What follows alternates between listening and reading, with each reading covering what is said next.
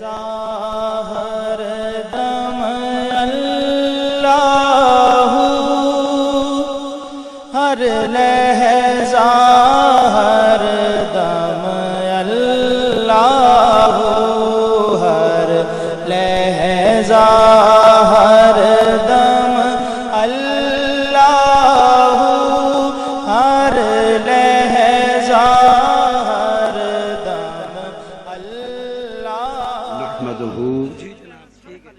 ونصلی ونسلم علی سیدنا و مولانا محمد رسولہ النبی الامین المکین الحنین الکریم الرؤوف الرحیم، اما بعد، فاعوذ باللہ من الشیطان الرجیم، بسم اللہ الرحمن الرحیم۔ هل أتى على الإنسان حين من الدهر لم يكن شيئا مذكورا، صدق الله مولانا العظيم۔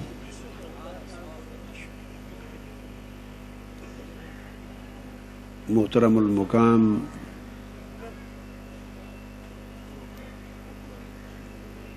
جانشین سلسلہ عالیہ قادریہ سلطانیہ حضرت پیر قمر سلطان صاحب، محترم المقام حضرت پیر ریاض سلطان صاحب، جانشین حضرت میاں میر حضرت پیر چلن سلطان صاحب، محترم سید چند پیر قادری صاحب دامت برکاتہم، حضرت پیر طریقت علی رضا صاحب، سجادہ نشین حضرت پیر فضل شاہ صاحب رحمۃ اللہ تعالی علیہ، محترم المقام پیر طریقت حضرت پیر سید خلیل الرحمن چشتی صاحب، زیب سجادہ آستانہ عالیہ چشتی آباد شریف، محترم المقام حضرت پیر صاحبزادہ مسکین فیض الرحمن درانی صاحب، حضرت پیر طریقت صاحبزادہ میاں خلیل احمد صاحب شرک پوری، جگر گوشائے سلطان الاولیاء حضرت میاں شیر محمد شرک پوری رضی اللہ تعالی عنہ، محترم المقام مخدوم دریاب یوسف ہاشمی صاحب، محترم ڈاکٹر رانا ثناء اللہ صاحب، محترم علامہ سید علی غضنفر کراروی صاحب، اور جملہ علماء فقراء خلفاء مشائخ صلحاء محبان صوفیہ متوسلین سلاسل طریقت متعلقین خانوادہ ہائے تصوف اور غلامان مصطفیٰ اور فرزندان اسلام اور خواتین و حضرات، اللہ رب العزت کا شکر ہے کہ ہم ایک نیک مجمع جس کو اہل تصوف و طریقت اور اہل اللہ مجلس صالح کہتے ہیں، اس میں شریک ہیں۔ وہ مجلس جس میں صالحین جمع ہوں یا وہ مجلس جس میں صالحین کا ذکر ہو، اسے صالحین کا فیض نصیب ہوتا ہے، وہ مجلس پھر مجلس صالح ہوتی ہے۔ میں حضرت پیر صاحب رحمۃ اللہ تعالی علیہ کے وصال کے وقت شاید ملک میں یہاں نہیں تھا، بیرون ملک تھا، سیریا یا ترکی یا برطانیہ کسی ملک میں باہر تھا، تو واپس آنے کے بعد آپ کی اطلاع ملی وصال کی، تو میں تعزیت کے لیے حاضر ہونا چاہتا تھا، تو اسی اثناء میں حضرت پیر قمر سلطان صاحب تشریف لے آئے۔ رمضان المبارک کے غالباً پہلا جمعہ تھا، جمعہ کے دن تو آپ نے اس چہلم مبارک کے لیے دعوت دی، تو میں نے کہا کہ دوری سعادت ہو گئی، تعزیت کے لیے تو جانا تھا، اس مبارک مجلس چہلم میں شرکت ہوگی تو اس شرکت سے میں خود سعادت بھی حاصل کر لوں گا۔ سو میں ان کی اس دعوت دینے پر شکر گزار ہوں کہ اس مجلس خیر میں مجھے شریک ہو کر سعادت مند ہونے کا موقع نصیب ہوا، کیونکہ میرے پلے اور کچھ نہیں ہے سوائے اس کے کہ وہ جو سعادت والے لوگ ہیں، بڑے لوگ جو گزر گئے، سوائے اس کے کہ ان کے خرمن سے کچھ خیرات نصیب ہو جائے۔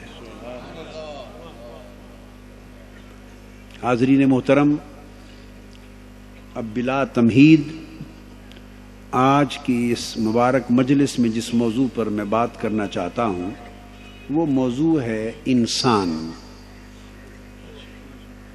انسان کیا ہے، کون ہے، کہاں سے چلا، کہاں آیا ہے اور کدھر کو جا رہا ہے۔ تو حقیقت انسان یہ ہماری آج کی گفتگو کا موضوع ہے۔ حقیقت انسان ولایت ہے۔ انسان کی حقیقت ولایت ہے۔ انسانی حقیقت کا کمال نبوت ہے، اور اس کمال کی انتہا مصطفیت ہے، محمدیت ہے۔ قرآن مجید کی ایک آیہ کریمہ جو میں نے تلاوت کی اس موضوع کے لیے، اللہ رب العزت نے ارشاد فرمایا سورہ الدہر میں، هل أتى على الإنسان حين من الدهر لم يكن شيئا مذكورا۔ اس آیت کریمہ میں دو باتیں فرمائی گئی ہیں، دو ارشاد ہیں۔ ایک هل أتى على الإنسان حين من الدهر، یہ جو آدھا حصہ ہے آیت کا پہلا، ایک بات اس حصے میں کہی گئی ہے، دوسری بات اس آیت کریمہ کے دوسرے آدھے حصے میں کہی گئی، لم یکن شیئا مذکورا۔ ترجمہ یہ ہے کہ انسان پر حل عربی زبان میں، لغت میں ویسے تو کیا کے معنی میں استعمال ہوتا ہے، سوال اور استفہام کے لیے، مگر یہاں سوال اور استفہام کیا کے معنی میں نہیں، یہاں تقریر و تاکید، ایک بات کو پازیٹیولی مثبت طریقے سے بیان کرنے اور اس کی تاکید اور پورے زور کے ساتھ اس کے اظہار کرنے کے لیے بیان ہوا ہے۔ تو ارشاد فرمایا هل أتى على الإنسان حين من الدهر، کہ انسان پر، کس پر بولیے، انسان پر ایک زمانہ ایسا بھی گزر چکا ہے، انسان پر ایک عرصہ حیات، ایک زمانہ انسان پر ایسا بھی گزر چکا ہے، کیسا، لم یکن شیئا مذکورا، کہ جب وہ کوئی شیء مذکور نہ تھا، یعنی اس کا کوئی ذکر نہ تھا، اس کا کوئی ذکر نہ تھا۔ اب جو توجہ طلب بات ہے وہ یہ کہ اللہ پاک نے یہ نہیں فرمایا کہ انسان سے پہلے ایک زمانہ ایسا گزر چکا ہے کہ کوئی بھی قابل ذکر نہ تھا، یوں بات نہیں کی، فرمایا کہ انسان پر ایک زمانہ ایسا گزر چکا ہے، جس کا مطلب ہے کہ انسان تھا، انسان تھا، تبھی تو وہ زمانہ اس پر گزرا ہے۔ دیکھو نا، اگر آپ گھر میں کوئی ایک مشکل دور آ گیا ہو آپ کی فیملی میں، یا فراخی کا دور آ گیا ہو جس میں بڑی بے تحاشا دولت آئی آپ کے گھر اور خوب ریل پیل ہو گئی، اور آپ ابھی پیدا نہیں ہوئے تھے، تو ماں باپ اس دور کا ذکر کریں تو وہ یہ نہیں کہیں گے کہ آپ پر ایک دور ایسا گزرا ہے کہ بڑی ریل پیل تھی. کوئی کہے گا؟ نہیں، آپ تو تھے ہی نہیں. ماں باپ کہیں گے بیٹے آپ کے پیدا ہونے سے پہلے ہمارے گھر پہ ایک دور ایسا آیا کہ بڑی ریل پیل تھی. تو کہا جائے گا کہ آپ سے پہلے ایک دور میں بڑی ریل پیل تھی، کیونکہ وہ آپ کی آمد سے پہلے کی بات ہے. تو جب اللہ نے اور جب کہا جائے کہ اس پر ایک دور گزرا ہے، تو جس پر گزرا ہے یہ تو طے ہو گیا کہ وہ موجود تھا. اب جو عالم عدم کی بات ہوتی ہے، اس عدم میں ایک وجود ہے، اس دور عدم میں ایک وجود ہے. فرمایا حل عطا علی الانسان، اور وہ دور انسان کے اوپر گزرا ہے. تو گویا انسان موجود تھا، مگر لم یکن شیئا مذکورا، انسان موجود تھا مگر مذکور نہ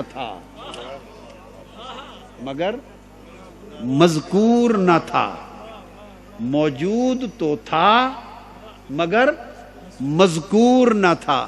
مذکور کہتے ہیں جس کا ذکر ہو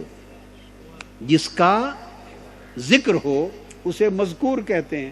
تو قرآن مجید کی اس آیت کریمہ نے انسان کے بارے میں دو باتیں کہیں کہ ایک دور ایسا بھی گزرا ہے جب انسان تو موجود تھا مگر مذکور نہ تھا. اب یہاں سے پتہ چلا کہ یہ دو الگ حقیقتیں ہیں. موجود ہونا اور شے ہے اور مذکور ہونا اور شے ہے. موجود ہونا اور بات ہے اور شے ہے، اور مذکور ہونا اور بات ہے. ایسا کبھی نہیں ہوتا کہ کوئی مذکور ہو مگر موجود نہ ہو. ایسا نہیں ہوتا کہ کوئی مذکور تو ہو. اب مذکور کا معنی ذہن میں رکھ لینا، چونکہ میں بار بار معنی نہیں بتاؤں گا. مذکور کہتے ہیں وہ جس کا ذکر ہو. بولیے کیا؟ جس کا ذکر کیا جائے اسے مذکور کہتے ہیں، اور ذکر کرنے والے کو ذاکر کہتے ہیں. آپ لاہور سے بھی آئے ہوں گے اور جھنگ سے بھی آئے ہوں گے، حضور سلطان اور عارفین کی بستی سے بھی آئے ہیں کہ نہیں؟ اس لیے میں کوئی بات ایسی کر کے نہیں گزر جاؤں گا کہ مشکل سے مشکل ہی کیوں نہ ہو مگر بڑی آسانی سے سمجھ میں نہ آئے. سمجھاتا جاؤں گا، آپ ذہن میں رکھیں. تو مذکور کہتے ہیں جس کا ذکر کیا جائے. اب نکتہ یہ معلوم ہوا، یہ نہیں ہو سکتا کہ کوئی مذکور ہو مگر موجود نہ ہو. جو موجود ہی نہیں اس کا ذکر کیسا؟ ذکر تو ہوتا ہی وجود کا ہے. ذکر یہی ہوتا ہے نا کہ فلاں کیسا تھا، کیا خوب ہے، کتنا خوبصورت ہے، کتنا باکمال ہے، کتنا خوش اخلاق ہے، کتنا اعلیٰ قدر والا ہے، کتنا اس کی اعلیٰ روحانیت ہے. ذکر تو یہی ہوتا ہے نا، کتنا لائق ہے، کتنا فائق ہے. تو ذکر تو کسی وجود کا ہی ہوتا ہے نا، کسی ہستی کا ہی ہوتا ہے نا ذکر. تو جب کوئی مذکور ہوا اور آپ کہیں کہ مذکور تو ہے مگر موجود نہیں، تو یہ بات ہی سرے سے غلط ہے. جو مذکور ہے وہ موجود ہے. اس پر یہ بات بتانا چاہتا ہوں کہ جو آج کے دور میں جو لوگ گزر گئے اور مذکور نہیں ہیں وہ موجود بھی نہیں ہیں. بڑے لوگ دنیا میں آئے گزر گئے، بڑے لوگ دنیا میں آئے گزر گئے، مگر آج ان کا کوئی ذکر نہیں. سو جن کا ذکر نہیں ہوتا وہ واقعی موجود نہیں ہیں، وہ واقعی موجود نہیں ہیں. جو مذکور نہیں وہ موجود نہیں. مگر جن کا ذکر ہوتا ہے وہ ہر صورت موجود ہیں.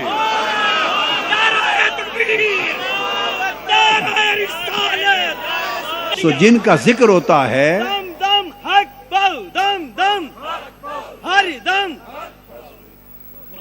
اب آپ نے دیکھا نا حق باہو ہو رہا ہے تو کوئی مذکور ہو رہا ہے, کسی کا ذکر ہو رہا ہے. تو حق باہو جو اگر کروڑوں لاکھوں ہزاروں انسانوں کی زبان پر ہو شرق تا غرب, تو جو اتنا مذکور ہو تو یہ کہنا غلط ہوگا کہ وہ موجود نہیں. اتنا مذکور ہے موجود کیسے نہیں؟ اب بات کو سمجھ گئے نا کہ ذکر تو ہوتا ہی وجود سے ہے. اگر موجود نہ ہوتے حق باہو تو مذکور نہ ہوتے. مذکور ہیں سو وہ موجود ہیں.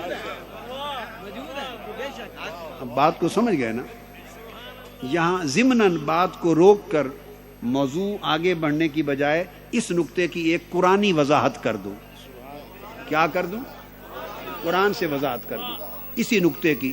اب تک تو جو بات کہی وہ فہم تھا جو آقا کے نالین پاک کی خیرات سے ملا, جو حضور کی خیرات سے سمجھا تو میں نے بیان کیا. اب اس کی تائید قرآن سے ہو جائے تو بات پختہ ہو جائے گی. میرے فہم کی بات رہے تو کچی ہوگی, کوئی رد بھی کر دے تو کوئی بات نہیں. میرے فہم کی بات جو ہوئی نا ناقص بات ہے, جب قرآن کی تائید ہو گئی تو پختہ ہو جائے گی. تو میں نے کہا جب کوئی مذکور ہوا تو اس کا مطلب ہے وہ موجود ہوا. اب یہ فلسفہ کیا ہے؟ قرآن مجید میں ہے. اللہ پاک نے فرمایا فَاذْكُرُونِي أَذْكُرْكُمْ, تم میرا ذکر کرو میں تمہارا ذکر کروں گا. تم میرا ذکر کرو. اب جو بات سمجھنے والی وہ یہ فَاذْكُرُونِي صیغہ امر ہے, یہ حکم ہے. کیا کہ تم میرا ذکر کرو, یہ آرڈر ہے. ٹھیک ہے, تو حکم ہے. تو جب ذکر کرے گا بندہ تو یہ عمل ہوا. جب بندہ اللہ کا ذکر کرے گا تو یہ عمل ہوا. اللہ پاک نے جواب میں فرمایا اذکرکم, پھر اس کے صلے میں اس کے اجر میں تمہارا ذکر کروں گا. تو اللہ پاک نے فرمایا کہ ذکر والوں کو ایک خاص رشتہ نصیب ہو جاتا ہے کہ ذکر کرنے والے کا مذکور اللہ ہوتا ہے اور اللہ کا مذکور ذاکر ہوتا ہے. بندے نے ذکر کیا تو اللہ مذکور ہوا. تو جب اللہ نے اذکرکم میں تمہارا ذکر کروں گا تو بندہ کیا ہوا؟ بولیے نا. جب بندے نے, تو بندے کا نام تھا سلطان باہو. ایک بندہ تھا, ایک بندہ تھا, اس کا نام تھا سلطان باہو. وہ ساری زندگی دن کو بھی رات کو بھی گھر میں بھی کھیتوں میں بھی اللہ اللہ کرتا تھا. ساری زندگی کیا اللہ اللہ کرتا تھا.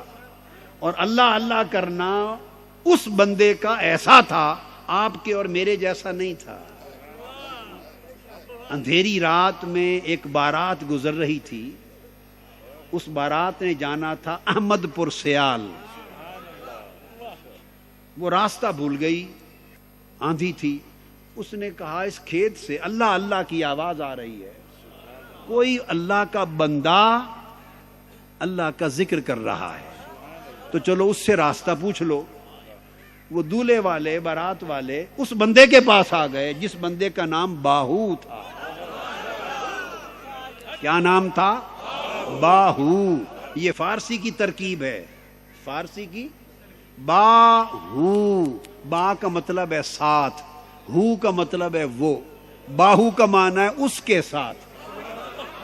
تھا وہ بندہ پر رہتا اس کے ساتھ, اس لیے وہ باہو تھا. اس لیے وہ باہو تھا. تھا بندہ پر تھا ہو کے ساتھ. اور ایسا بندہ پیدا جس ماں کے پیٹ سے ہوا وہ نری راستی تھی، وہ نری راستی تھی، حق ہی حق تھی. تو راستی کا پیٹ ہو تو باہو بندہ پیدا ہو.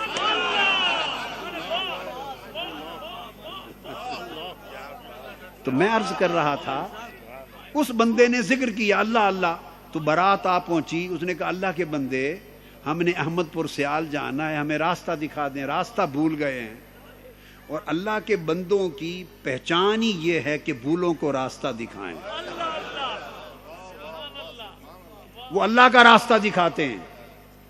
اللہ کا بندہ اللہ کا راستہ دکھاتا ہے، اپنا راستہ نہیں دکھاتا. ہم جو سب کچھ کر کے اللہ کے بندے نہیں رہے، وجہ یہ ہے کہ ہم اپنا راستہ دکھاتے ہیں، مولا کا نہیں دکھاتے. یہ فرق ہے ہم میں اور ان میں. اللہ کا راستہ دکھاتے ہیں، ہم راستہ بھول گئے، ہمیں احمد پور سیال کا راستہ دکھا دیں. فرمایا بارات کو میرے پیچھے لگا دو. بارات پیچھے لگ گئی. فرمایا میرے پیچھے پیچھے چلے آؤ. 2 قدم چلے، بارات کو 2 قدم لے کے چلے تو اچانک نظر اٹھائی تو گنبد خضرا سامنے تھا.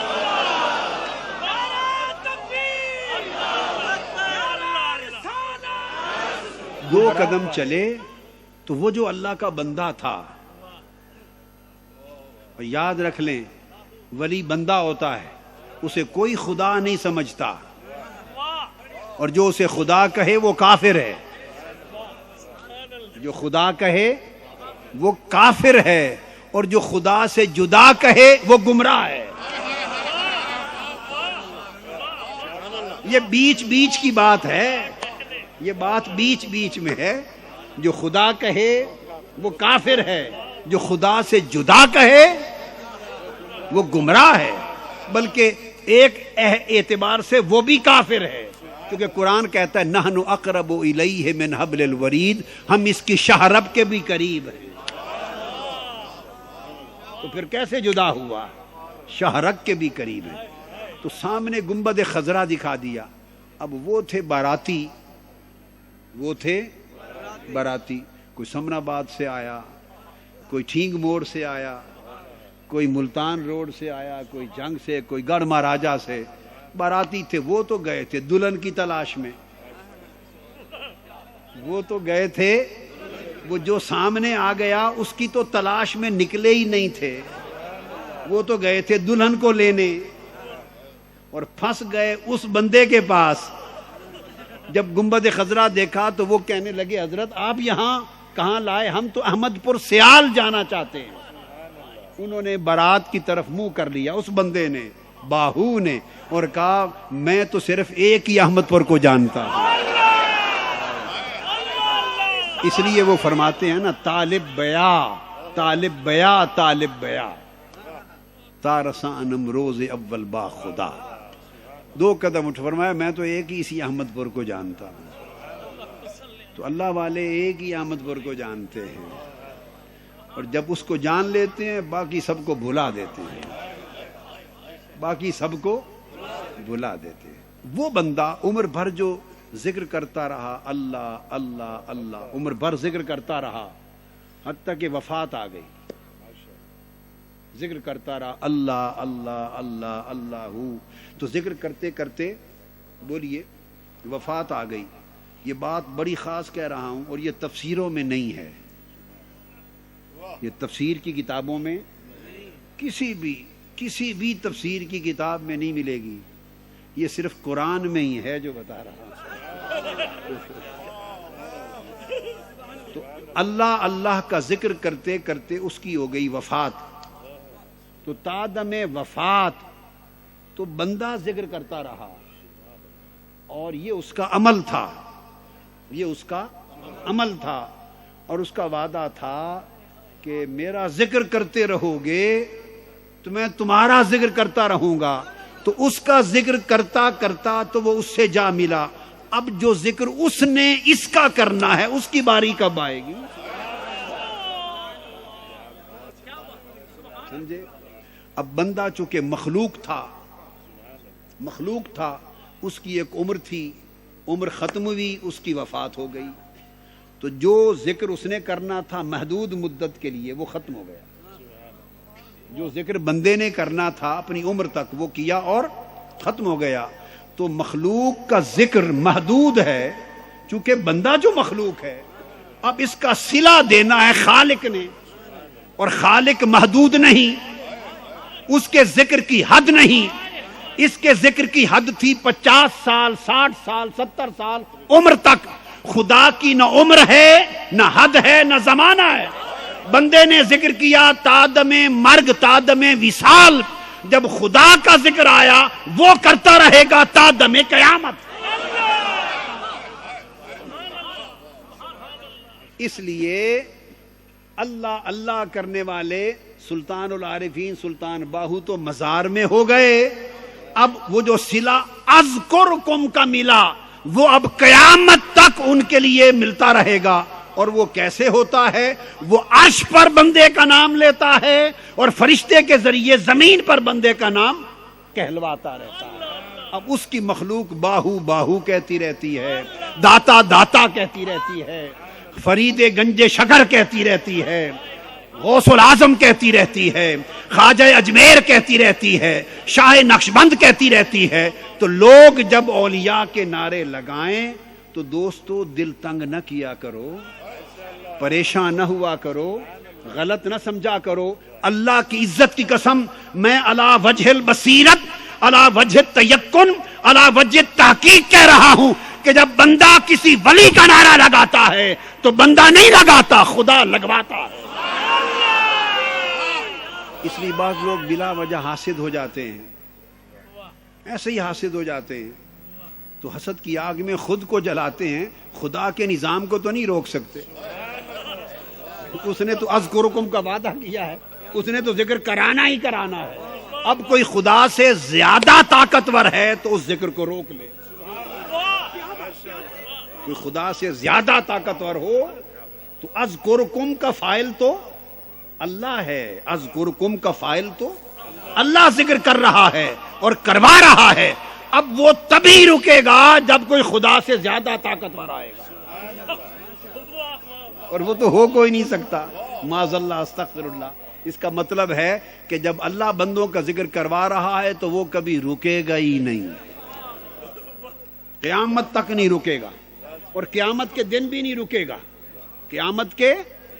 قیامت کے دن بھی جب لوگوں کو بلایا جائے گا تو ان کے امام و پیشوا اللہ والوں کے نام سے بلایا جائے گا. قیامت کے دن بھی ذکر ہوگا. تو پتہ یہ چلا کہ جو مذکور ہوگا وہ موجود ہوگا. یہ تو ہوتا ہے کہ مذکور ہو اور موجود نہ ہو, یہ نہیں ہو سکتا. مگر اس کے برعکس ممکن ہے, اس کے برعکس ہے کہ موجود ہو مگر مذکور نہ ہو. موجود ہو مگر آپ میں سے کتنے بیٹھے ہیں, ہم میں سے موجود ہیں مگر مذکور نہیں. ہر کسی کے ذکر کے ڈنکے تھوڑے بجتے ہیں, ہر کسی کے ذکر کے ڈنکے تو نہیں بجتے. تو بہت ہیں موجود ہیں مگر مذکور نہیں. وہ حضرت سلطان صاحب کا شعر بھی ہے, نا فقیر انہاں دا باہو قبر جنہاں دی جیوے ہو. نام فقیر انہاں دا باہو قبر جنہاں دی جیوے ہو, یعنی وہ مذکور بھی رہتے ہیں موجود بھی رہتے ہیں. تو ارشاد فرمایا انسان پر ایک زمانہ ایسا گزرا کہ جب وہ موجود تو تھا مگر مذکور نہ تھا. کیوں مذکور نہ تھا انسان؟ تو پتہ چلا انسان موجود تھا مگر لم یکن شیئا مذکورا, شیء مذکور نہ تھا. شے تھا مگر مذکور نہ تھا. اور شے پتہ ہے کسے کہتے ہیں؟ شیئن. کیا؟ لم یکن شیئا مذکورا. شیئن یہ شاء یشاء سے ہے. کس سے؟ شاء یشاء. آپ کہتے ہیں ماشاء اللہ کہتے ان اللہ یرزق من یشاء بغیر حساب، اللہ جسے چاہتا ہے بغیر حساب کے دیتا ہے. ما شاء اللہ، جو اللہ چاہے. شاء یشاء کا معنی ہوتا ہے چاہنا. کیا؟ چاہنا. شاء کا معنی ہے اس نے چاہا. اہل علم نوٹ کر لیں، اور جو میرے جیسے سادہ ہیں وہ ویسے ہی حفظ کر لیں. شاء کا معنی اس نے چاہا، یشاء کا معنی ہے وہ چاہتا ہے. تو یہ معنی ہوا چاہنا. تو شیئن کا معنی کیا ہوا؟ شیئن کا معنی ہے چاہت. جسے چاہا گیا اس کو شے کہتے ہیں. جس کو چاہا گیا اسے شے کہتے ہیں. تو شے کا معنی ہے جسے چاہا گیا. اب آ جائیے آیت پر. لم یکن شیئا مذکورا، انسان موجود تھا. ولم یکن شیئا مذکورا، مذکور تو نہ تھا مگر چاہا گیا تھا. وہی تو چاہت تھی خدا کی. وہ چاہت تھا، اسے چاہا گیا، موجود تھا پر مذکور نہ تھا. مذکور کیوں نہ تھا؟ مذکور کے لیے شرط ہے کہ وہ ظاہر ہو. اب آگے چل رہے ہیں. ذکر کے لیے شرط ہے کہ پہلے ظہور ہو. کیا؟ جب کوئی چیز ظاہر ہی نہیں تو اس کا ذکر کیسے ہوگا؟ بولیے. کوئی چیز آپ پر ظاہر ہی نہ ہو اور مستور ہو، چھپی ہوئی ہو، اس کا ذکر کریں گے؟ ذکر تو ہوتا ہی ظہور سے ہے. جتنا ظاہر ہوا اتنا ذکر ہوا، اور جیسا ظاہر ہوا ویسا ہی ذکر ہوا. تو ذکر تب ہوتا ہے، مذکور تب ہوتا ہے جب کوئی شے ظاہر ہوتی ہے. اور جب کوئی مستور ہوتا ہے، مستور کہتے ہیں پردے میں چھپا ہوا. پردے میں چھپا، اس کو کہتے ہیں مستور. جب کوئی مستور ہوتا ہے اس لیے مذکور نہیں ہوتا. چونکہ ظاہر نہیں تو ذکر کون کرے؟ اب ایک بات جو بڑی توجہ والی اور بڑی باریک اور لطیف ہے مگر سمجھ آسانی سے آ جائے گی. تو اللہ نے فرمایا کہ ایک زمانہ انسان پر ایسا گزرا کہ جب وہ شیء مذکور، وہ تھا مگر مذکور نہ تھا. تو یہ جو بات اللہ نے کی تو اللہ نے ذکر کیا یا نہیں کیا؟ تو مذکور تو ہوا. جب کہا کہ انسان موجود تھا مگر مذکور نہ تھا، یہی تو ذکر ہے. یہی تو ذکر ہے کہ انسان موجود تھا اور ایک زمانہ موجود رہا مگر مذکور نہ تھا. یہ کیا ہے سارا؟ بولیے. ذکر ہے. تو ذکر کرتا بھی ہے اور کہتا ہے ذکر بھی نہ تھا. اس کا مطلب یہ ہوا کہ جب مستور تھا تو وہ مذکور خدا تھا، اس کا ذکر صرف خدا کرتا تھا. اور جب وہ ظاہر ہو گیا تو ظاہر ہونے کے بعد مذکور مخلوق ہو گیا. پھر مخلوق ذکر کرنے لگی، فرشتے ذکر کرنے لگے، زمین و آسمان ذکر کرنے لگے، پھر ساری خلق اس کا ذکر کرنے لگی. جب خلق پر ظاہر ہو گیا تو مذکور خلق بن گیا، یعنی مخلوق ذکر کرنے لگی. جب مستور تھا تو مخلوق کا مذکور نہ تھا، پھر یا وہ تھا یا خدا تھا. جب مستور تھا تو مذکور خدا تھا، جب ظاہر ہوا تو مذکور خلق ہو گیا. اب آپ سمجھے بات کو. اب اللہ پاک نے اس کو جو ظہور ہے، ظہور یہ 5 مرحلوں سے اس کے ظہور کو گزارا.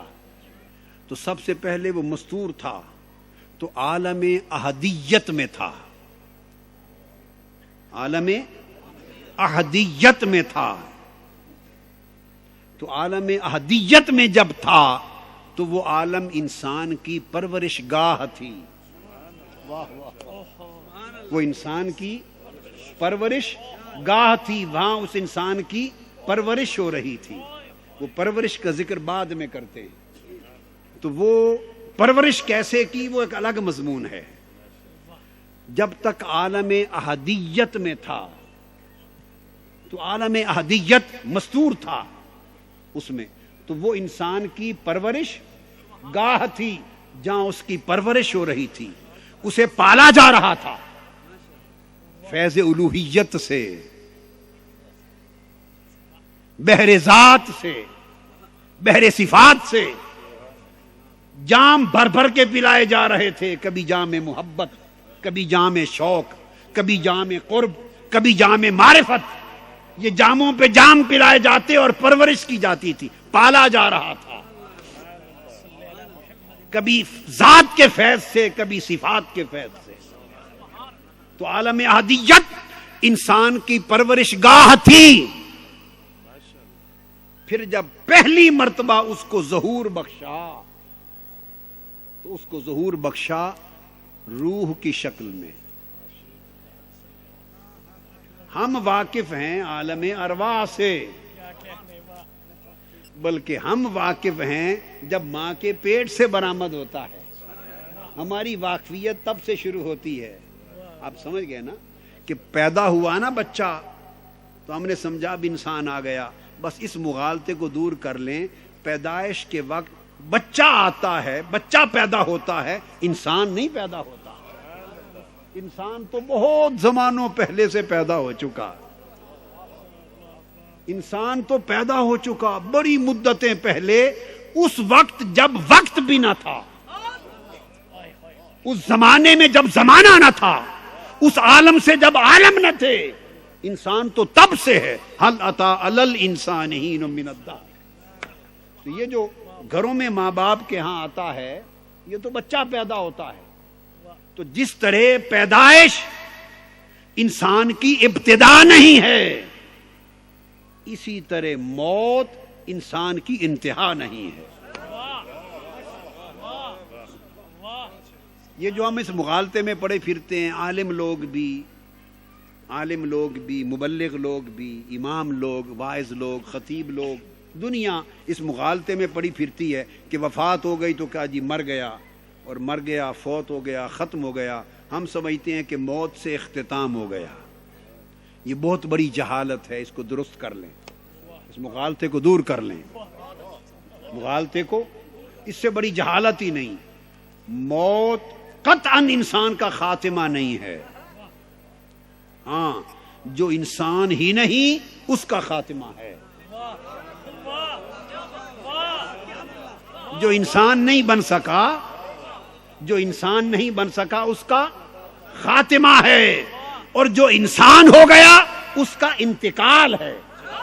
اس کا انتقال کہتے ہیں ٹرانسفر کو. اس کی اب پوسٹنگ اگلے اسٹیشن پر ہو گئی ہے،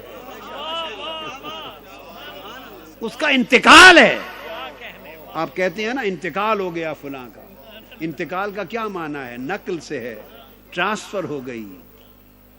آپ کی ٹرانسفر نہیں ہوتی لاہور سے راول پنڈی تو آپ مر جاتے ہیں، ختم ہو جاتے ہیں.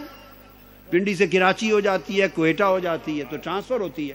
ٹرانسفر بھائی ایک اسٹیشن سے دوسرے اسٹیشن پر تکرری ہوتی ہے. موت ایک ٹرانسفر ہے، عالم دنیا کے اسٹیشن سے عالم برزخ کے اسٹیشن پر تکرری ہو گئی. اب اگلے اسٹیشن پہ چلے گئے. پہلے جب تک یہاں تھے یہاں والے ملتے تھے، اب اگلے برزخ کے اسٹیشن پہ رہتا ہے. کوئی جا سکے تو آج بھی دیکھ لے، مگر اس سے وہاں والے ملتے ہیں. میں یہ عرض کر رہا تھا کہ موت اسی طرح انسان کی انتہا نہیں ہے جیسے پیدائش انسان کی ابتدا نہیں ہے. نہ پیدائش کے وقت انسان شروع ہوتا ہے، وہ پہلے سے شروع ہے، اور نہ موت کے وقت انسان ختم ہوتا ہے. یہ تو اسٹیشن در اسٹیشن انتقال ہے، ارتحال ہے، رحلت ہے. کہتے ہیں نا ریل. آپ دیکھیں جتنے لفظ بولے جاتے ہیں، کیا میں آپ کو علمی نکتے کی بات بتا دوں، آپ 10 لفظ جمع کر لیں کاغذ پر جو کسی کی وفات کے لیے بولے جاتے ہیں نا، جو بولے جاتے ہیں سارے کاغذ پہ لکھ لیں، ان میں سے ایک کا معنی بھی علمی اصطلاح میں ختم ہو جانا نہیں ہے۔ نہ موت کا معنی ختم ہونا ہے۔ اب میں علم لغت کی بات کر رہا ہوں، دنیا کی کل کتب لغت اٹھا لیں، قرآن اٹھا لیں، حدیث اٹھا لیں، کتب لغت اٹھا لیں، موت کا معنی خاتمہ نہیں ہے۔ اصل لغوی معنی کیا؟ وفات کا معنی بھی کہتے ہیں نا، وفات پا گئے، وفات کا معنی خاتمہ نہیں ہے، بلکہ معنی ہے پورا ہو جانا، یعنی اب پورے ہو گئے، جو زمانہ یہاں کا تھا پورا ہو گیا، خاتمہ نہیں ہے۔ یا آپ کہتے ہیں موت، یا کہتے ہیں وفات، یا کہتے ہیں وصال، یا کہتے ہیں انتقال، یا کہتے ہیں رحلت، کتنے لفظ بولتے ہیں، ان میں سے ایک کا لفظ کا معنی بھی خاتمہ نہیں ہے، تو خاتمہ کہاں سے نکالے پھرتے ہیں؟ ہم نے اپنا ہی خاتمہ کر رکھا ہے، خاتمہ آ کہاں سے گیا؟ جب خدا ختم نہیں کر رہا تو آپ کیوں خاتمے کے پیچھے پڑ گئے؟ آپ سمجھ گئے نا؟ تو اللہ رب العزت نے اس کو انتقال کیا ہے۔ تو پیدائش اور موت سمجھیں، یہ دو حدیں ہیں۔ پیدائش کہیں سے آمد کا نام ہے، انسان کہیں تھا، اب یہاں آمد ہوئی، اس آمد کو پیدائش کہتے ہیں۔ اب انسان یہاں تھا، آگے رخصتی ہو گئی، تو موت رخصتی کا نام ہے۔ اور دلہنوں کی رخصتی ہوتی رہتی ہے، دلہنوں کی رخصتی ہوتی رہتی ہے، دلہنوں کی رخصتی ہوتی رہتی ہے۔ اس لیے جو دلہن محبوب ہوئی نا، دلہن ہوئی محبوب، جو تو محبوب بن گئے ان کی رخصتی ہو گئی، اور جو محبوب نہ بن سکے وہ مر گئے، وہ مر گئے، وہ مر گئے۔ اس لیے جو محبوب ہوئے وہ مذکور ہوئے، جو مذکور ہوئے وہ موجود رہے۔ اس لیے وفات کے بعد جب ان کا ذکر کیا جاتا ہے تو اس کو عرس کہتے ہیں، عرس شادی کو کہتے ہیں۔ عرس کا معنی عربی میں شادی ہے، اور دلہا دلہن کو عروس کہتے ہیں، اور دلہن کی پہلی رات کو شب عروسی کہتے ہیں۔ اور کیا بتاؤں، کوئی لفظ تو بتا رہا ہوں آپ کو، عرس کہتے ہیں۔ تو جو آپ اللہ والوں کا دن مناتے ہیں وہ کیا مناتے ہیں؟ عرس۔ آپ کی اور ہماری شادی یہاں ہوتی ہے، آپ کی اور ہماری شادی یہاں ہوتی ہے، جو محبت اور عشق والے ہیں ان کی شادی وہاں ہوتی ہے، وہاں ہوتی ہے۔ جس دن ملاقات ہوتی ہے، جس شام کو ملاقات ہوتی ہے، جس شام کو ملاقات ہوتی ہے، ان کی ملاقات وہاں ہے، اس لیے اس کو عرس کہتے ہیں۔ اور عرس کا لفظ حدیث پاک سے نکلا ہے، عرس کا لفظ کہ جب پھر اللہ والا کو لٹاتے ہیں اور اس کو خوشخبری مل جاتی ہے تو فرشتے کہتے ہیں اب آرام کی نیند سو جا، باقی مر جاتے ہیں، باقی مر جاتے ہیں۔ اور اللہ والے کو ملائکہ کہتے ہیں سو جا جیسے پہلی رات کی دلہن سوتی ہے، نم کا نومت العروس۔ کیا کہتے ہیں؟ نم کا نومت العروس۔ یہ حدیث پاک ہے، صحاح ستہ، بخاری مسلم اٹھا کے دیکھیے، ترمذی اٹھا کے دیکھیے، فرماتا جاتا ہے کہ اس طرح سو جا جیسے پہلی رات کی دلہن سوتی ہے، اور آگے فرمایا اور اس دلہن کو سوائے اس کے دوست کے کوئی اٹھاتا نہیں، ایسے سو جا۔ اب یہاں یہ مغالطہ بھی دور کر دوں، یہ خیال اگر رہے کہ جو اللہ والے وفات پا گئے تو دفن ہو گئے اور بے خبر ہو گئے اور نیند ان کی موت کی طرح ہے، نہیں، وہ سو گئے تو سونے کا مطلب ہے بے خبر ہو گئے۔ یہاں ایک لطیف بات ہے، آقا علیہ السلام نے فرمایا نم، اگر فرماتے نا کہ حکم ہوتا ہے نم سو جا تو چلو سو جا، نیند آ گئی اور نیند میں ہوش نہیں رہتا، مگر ایسے نہیں فرمایا، فرمایا نم کا نومت العروس، سو جا پر نیند وہ کر جو پہلی رات کی دلہن کرتی ہے۔ اب پہلی رات کی دلہن کو بھی کبھی نیند آتی ہے؟ ہائے ہائے ہائے ہائے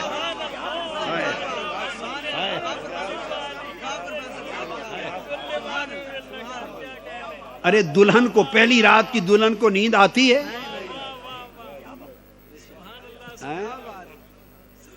میں ہوں جنگ دی پنجابی زبان ہے ایک جملہ بولنے لگا، لاہور والوں کو سمجھنا آئے تو مجھے ترجمہ نہ پوچھیں۔ پہلی رات کی دلہن کو کبھی نیند آتی ہے؟ بولیے، آتی ہے؟ کبھی آتی ہے؟ نہیں آتی۔ ہاں، ایک دلہن کو پہلی رات بھی نیند آتی ہے جو قسم ہوتا مورکھ ہوئے، جو قسم مورکھ ہوئے، مطلب ہے نکما بیکار، کسے کام دا نہ ہوئے، نہ کھیت ہوئے، پھر واقعی نیند آتی ہے۔ پھر اس نے کس کے لیے جاگنا ہے؟ پھر کس کے لیے جاگنا ہے؟ ہائے ہائے ہائے، پھر کس کے لیے جاگنا ہے؟ تو وہ جو قسم والی نہیں ہیں وہ تو سوتی ہیں، اور جن کی لگ گئی ہے، وہ جو محبوب و مذکور ہو گئے ہیں، جن کا تعلق، ناتا، رشتہ، ربط وہاں جڑ گیا ہے، وہ دلہنیں بن کے لیٹی ہیں قبر میں، وہ صرف شکل سونے کی ہے، سوتی نہیں۔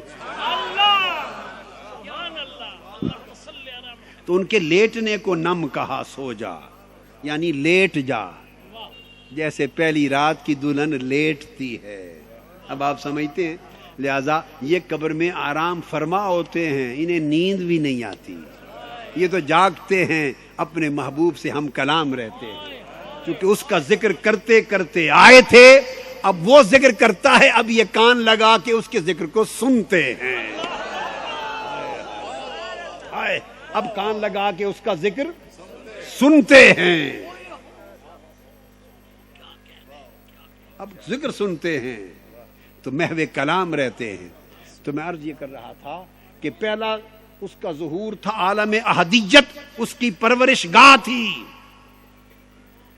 پھر اس کا ظہور ہوا عالم ارواح میں بشکل روح، اس کا ظہور ہوا عالم ارواح میں بشکل روح۔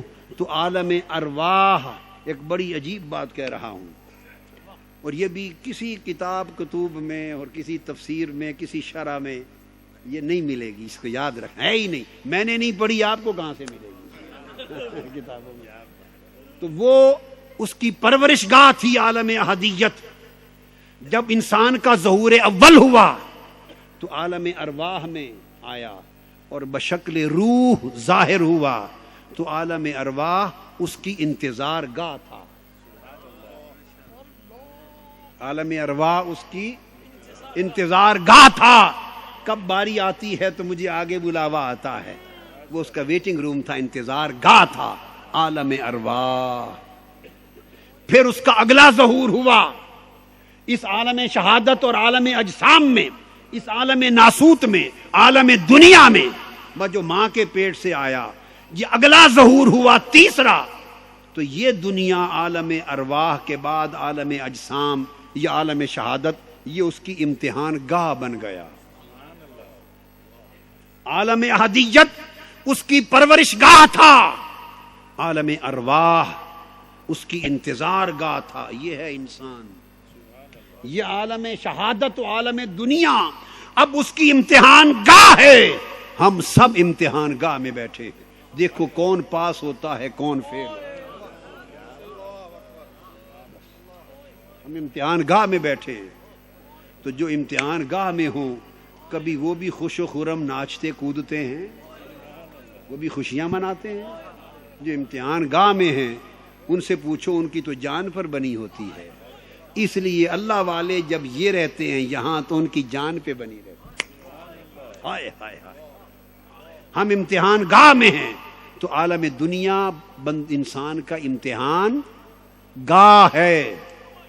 پھر جب وفات ہوتی ہے تو یہ اگلا ظہور ہے، وفات کے بعد پھر اگلا جو عالم برزخ و قیامت، برزخ اور قیامت تک، یہ جو اگلا عالم برزخ و قیامت ہے، یہ اس کی نتیجہ گاہ ہے۔ عالم دنیا انسان کی امتحان گاہ ہے، پھر عالم برزخ و قیامت اس کی نتیجہ گاہ ہے، اس کی نتیجہ گاہ ہے، اور اس کے بعد اللہ کا بندہ، وہ انسان جب نتیجے میں کامیاب ہو کر جب عالم خلد میں داخل ہوتا ہے، جنت میں، کیا جنات الفردوس عالم خلد میں داخل ہوتا ہے تو وہ اس کی آرام گاہ ہے۔ عالم خلد، عالم جنت، عالم فردوس اس کی آرام گاہ ہے، مگر ابھی تک اس کا تڑپنا ختم نہیں ہوا۔ پھر عالم خلد کے اندر ایک میدان ہے اور ہر جمعے کو وہاں ایک نظارہ لگتا ہے، اس کو میدان مزید، عالم مزید کہتے ہیں۔ وہ عالم مزید اس انسان کی جلوہ گاہ ہے، وہاں ہر جمعے کو تخت لگے گا اور ساروں کی مسندیں بچھیں گی اور رب کائنات حسن مطلق کے ساتھ جلوہ گر ہوں گے اور پردوں میں عاشقوں کو جلوہ کرایا جائے گا۔ ایسے باریک پردے کہ ہوگا پردوں میں مگر پردے حائل بھی نہیں ہوں گے، تو عالم مزید جلوہ گاہ ہے۔ تو انسان کا سفر یہ ہے کہ عالم احدیت اس کی پرورش گاہ ہے، عالم ارواح اس کی انتظار گاہ ہے، عالم شہادت، عالم دنیا اس کی امتحان گاہ ہے، عالم برزخ و قیامت اس کی نتیجہ گاہ ہے، عالم جنت و خلد اس کی آرام گاہ ہے، اور عالم مزید اس کی جلوہ گاہ ہے، جہاں پھر یار کے جلوے میں گم ہو جائے گا۔ جہاں سے آیا تھا وہاں آیا بھی اس کی قربت کی جگہ سے تھا، جہاں کوئی اور نہ تھا، بس وہ حسن مطلق تھا، وہ اس کا ذاکر تھا اور یہ مذکور تھا، اور یہ جب اس کی تسبیح کرتا تھا تو یہ ذاکر تھا، وہ مذکور تھا، بس اس قربت خاص کے عالم سے آیا تھا اور جلوہ خاص کے مقام پہ سفر کا اختتام ہوگا۔ اس لیے عارفوں نے کہا اس مقام کو یاد کر کے کہ وسدے ہاں سے تے وسدے نا سے تیری جھوک دے آسے پاسے، سن دے ہاں سے تیری مٹھیاں گالی تے سونا یار سنیندہ ہاں سے۔ تو عارف لوگ یہاں دنیا میں ہمیشہ اسی یاد میں مست رہتے ہیں، اس لیے انہیں نہ پیسے کی طلب، نہ دنیا کی ہوس، نہ لوگوں کا لالچ، نہ کسی قسم کا تمنا منصب کا حرص، نہ لالچ، نہ یہ طلب نہ وہ طلب۔ بلکہ مجھے یہ ایک اجتماع تھا جو سلطان العارفین جیسے کہ نا طالب بیا روز رسید، کسی نے مجھ سے پوچھا کہ شیخ کامل، پیر کامل کی پہچان کیا ہے؟ وہ ایک جگہ تھی، اس نے کہا جی اس موسم میں آتے ہیں تو بہت سے پیر بن گئے ہیں، حکیم بن گئے ہیں، علماء مولوی بن گئے ہیں، جس کو دیکھیں وہ سب کچھ ہے آج کے زمانے میں۔ تو وہاں ایک سیلاب آ جاتا ہے، سیلاب آ جاتا ہے، اور پھر وہ اپنے مینیجر چھوڑتے ہیں، پھر وہ باقاعدہ پکڑ دھکڑ کرتے اور ایک پورا کمپٹیشن ہوتا ہے۔ تو مجھے کہا سمجھ نہیں آتی کہ پیر کامل کون ہے، ایک جملہ، یہ سلطان العارفین، سلطان باہو، سلطان العاشقین، سلطان عارفاں، سلطان کاملاں، سلطان الاقطاب، سلطان الاغیاث، سلطان باہو رحمۃ اللہ علیہ۔ اللہ کی عزت کی قسم، میری نگاہ میں وہ ان 3 صدیوں کے دور کے ولی نہ تھے، وہ پہلی 3 صدیوں کے دور تھے۔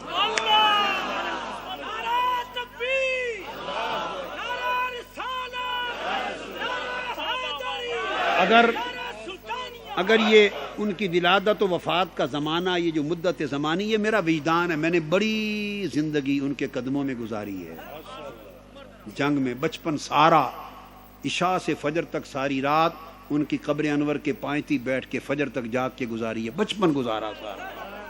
میں کسی اور نگاہ سے ہم دیکھتے جانتے ہیں، اگر یہ زمانی جو تعین ہے نا، جس زمانے میں آئے، یہ مجبوری نہ ہوتی تو میں ان کا شمار اس دور کے اولیاء میں کرتا جس دور میں سری سقطی تھے، جس دور میں جنید بغدادی تھے، جس دور میں با یزید بستامی تھے، جس دور میں ابو الحسن خرقانی تھے، جس دور میں ابراہیم بن ادہم تھے، فضیل ابن ایاس تھے، رابعہ بصری تھی۔ وہ اپنے ذوق، بے نیازی، تعلق باللہ، شان ابدیت، شان فناہیت، اس ولایت کے مقام میں اس صدیوں کے لوگوں میں سے تھے۔ تو ان کی استغنا کی بات کرتا ہوں کہ ولی کون ہوتا ہے. کسی نے پوچھا کہ اتنا طوفان آ جاتا ہے کہ خبر نہیں رہتی کہ پیر کامل کی ولی کامل کی پہچان کیسے کریں. میں نے کہا سادہ پہچان ہے. ولی اور مرد کامل وہ ہے جسے مریدوں کی تلاش نہ ہو. جسے مریدوں کی جو مریدوں کی تلاش میں مارا مارا پھرے وہ تو ابھی مریدوں کا طالب ہے, خدا کا طالب کب بنے گا. کامل وہ ہے اسے مریدوں کی تلاش نہ ہو, مریدوں کو اس کی تلاش ہو, اس کے پیچھے مارے مارے پھرے. علامہ نے کہا کافر کی یہ پہچان کہ آفاق میں گم ہے اور مومن کی یہ پہچان کہ گم اس میں ہے آفاق. تو جو کاملین ہیں اولیاء کاملین وہ بندوں کو پکڑ کے واصل باللہ کرتے ہیں اور ان کو سیر اللہ دیتے ہیں. تو میں اتنی بات پہ گفتگو ختم کرتا ہوں چونکہ اس کے بہت سارے گوشے مضامین ہیں. وہ میں نے کہا نا کہ پھر وہ عالم احدیت میں جب مستور تھا تو مستور ہونے کے دور میں پرورش کیسی, پھر ایک نئے مضمون ہے کافی. آج کی مجلس کے لیے جتنی باتیں ہو گئیں یہ بہت ہیں. ہمیں اللہ رب العزت اولیاء اللہ کے مقام و معرفت کو پہچان کرنے کی توفیق دے, ان کی راہ پر چلنے کی توفیق دے اور دنیا سے دلوں کو بے رغبت کرے. میری دعا اس مجلس میں یہ ہے اللہ والوں کی کہ اللہ دنیا سے ہمارے دلوں کو بے رغبت کرے اور اپنے حبیب کی رغبت و چاہت ہمارے دلوں میں بھر دے. اگر آخرت کی طرف رغبت اور مولا کی چاہت آ جائے تو آپ اس راہ پر طریق پر چلیں. وما علینا الا البلاغ. ہر لہجہ ہر دم اللہ, ہر لہجہ ہر دم اللہ, ہر لہجہ